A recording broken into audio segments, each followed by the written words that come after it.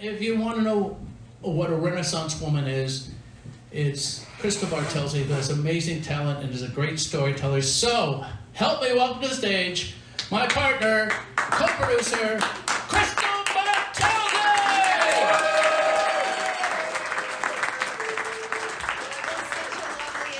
Thank you, and Renaissance, I hope you're not referring to my age, but thank you so much. So, I'm 13 years old, I'm in grade 7, and I'm attending Stanley Park Senior Public School in Kitchener.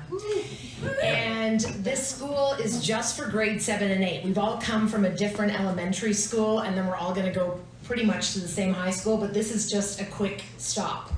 And the thing that's so great about this junior high is not only are all my girlfriends and a couple guy friends all attending this school, but there's a whole new slew of really cute guys who are also here. And on day 1 of grade 7, I see this guy and I fall head over heels. I have a big crush on Jordan Schneider, who is in grade 8. And at the time, Nirvana is one of the biggest bands. They've come out in September with their hit song, Smells Like Teen Spirit, and everyone's going crazy for it. And Jordan literally thinks he's Kurt Cobain. This guy's so cool, he's super hot. He wears the denim overalls with one snapped and the other one hanging down. He's got the grunge look and the shaggy blonde hair, and I am smitten. Now, my older brother is in grade 10, and he has the CD of Nirvana's Nevermind. And anytime my brother leaves the house, I sneak his CD and I put it on, and I put that song on repeat because I figure if I can learn all the words to that song, I can really impress Jordan. 4 weeks into junior high, it's a Friday afternoon at exactly 2:40 p.m. The bell rings, and it is time for our first junior high dance. Like all my girlfriends, we go to our locker and we look in our little locker mirror. I put on my Cherry Cola Lip Smackers lip gloss. I pop a stick of Trident peppermint gum, and I dab a little bit of Body Shop strawberry oil onto my wrists and my neck, and I am ready. We walk into that gymnasium, and it's everything you expect from a junior high dance. The lights are way too bright. All the girls are congregating on one side, and all the boys are on the other side, and the 6 teachers who are supervising, they're all in the right corner with their whistles around their neck in case anyone gets out of hand. And then our math teacher, Mr. Clark, is the DJ. We're all hanging out, and then I see Jordan Schneider come in with his posse of guys, and my heart just skips a beat. And at the beginning of this dance, we're all awkwardly dancing to songs like Step by Step by New Kids on the Block and CNC Music Factory Gonna Make You Sweat. And my mission, of course, is to have a slow dance with Jordan Schneider. But on that first slow dance, Sinead O'Connor's Nothing Compares to You, I'm still too nervous to ask him to dance. The only 2 people who make it to the middle of the gym for a slow dance is Craig and Kylie, because they're the only couple in junior high.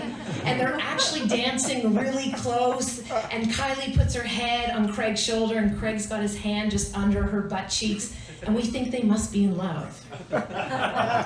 And then the song comes on. Nirvana, Smells Like Teen Spirit. And the gym finally goes crazy, and Jordan comes into the middle of the dance floor, and he knows all the words, and he's mosh pitting, or whatever they do. He thinks he's in the music video, and he hasn't even noticed me at this point, but I am off to the sides, and I'm like overcompensating, singing and mouthing the lyrics, so that if he notices me, he knows that I also know the song, and I'm a big Kurt Cobain fan.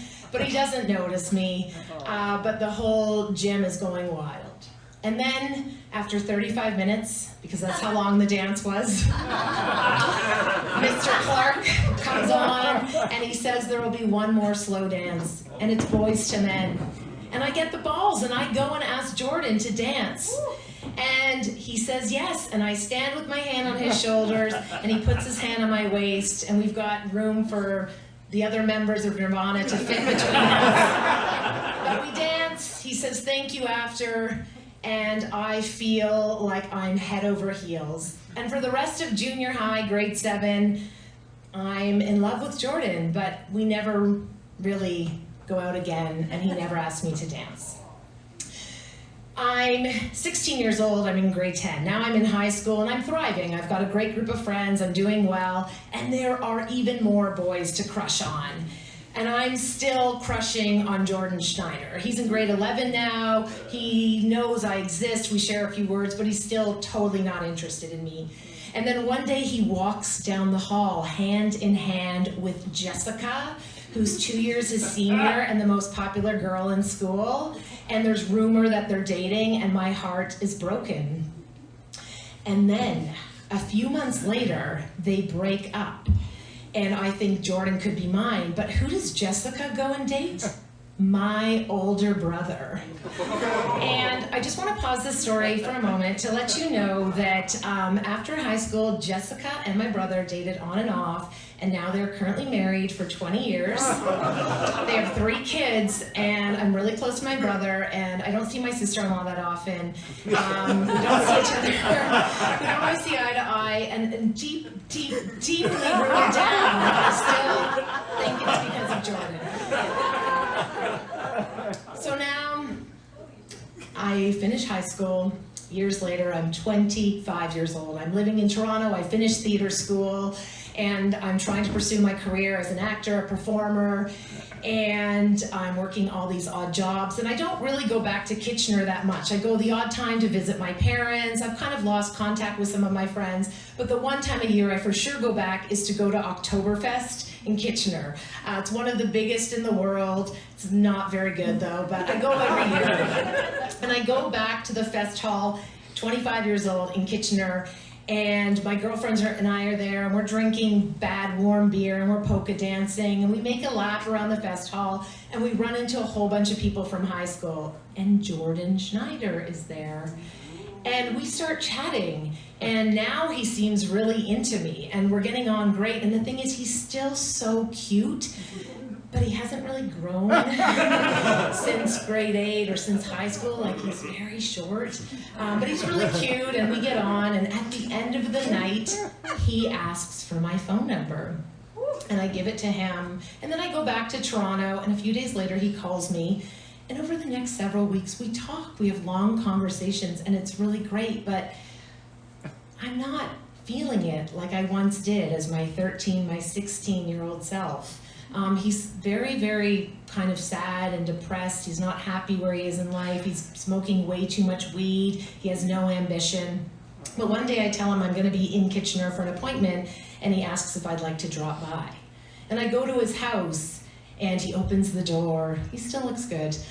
His roommates are gone, and we are alone. And Jordan goes to make a move on me, but I'm not interested. And I finally have evolved, and it kind of breaks my heart of what could have been. But I just tell him he's a great guy, and it's been nice kind of reconnecting, but I'm not interested. I'm 30 years old. At this point, I've had several relationships and breakups, and in this moment, I am going through the worst breakup ever. Somebody completely wronged me, and I go to their place, and I give them the last box of stuff that they had at my place. And I make my way to a lone bar called Hemingway's in Yorkville. I take a glass of wine by myself with mascara down my face, and a handsome British man walks towards me. He introduces himself as David, and in that moment I'm not really interested, but we have a nice conversation. And then he tells me where he will be the next day, because he's a massive rugby fan and he'll be somewhere watching rugby. And the next day, with reluctance, but I go and see David again, and he asks me out on a proper date.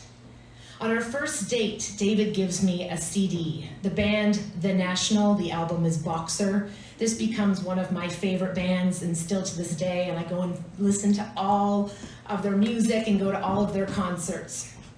And I fall in love with this music. I'm 35 years old. David and I are having our first dance at our wedding. We're dancing to Slow Show by The National because it's our song, and I'm mouthing all the words.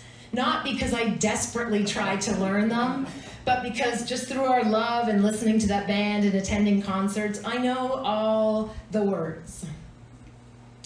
In 2022, we're still in the pandemic, and one night David and I are drinking wine. We've been married for several years now, and we start talking about past romances, and I just tell him the story about Jordan. I tell him how I had a huge crush on Jordan. I desperately tried to learn Smells Like Teen Spirit by Nirvana, and how I went to the gym and was overcompensating the words, and David is just dying of laughter and thinks it's ridiculous. And for fun, he puts on the song, and the beat comes on, and I confidently stand up, and David's like, show me, and I belt out the words, except there's a problem.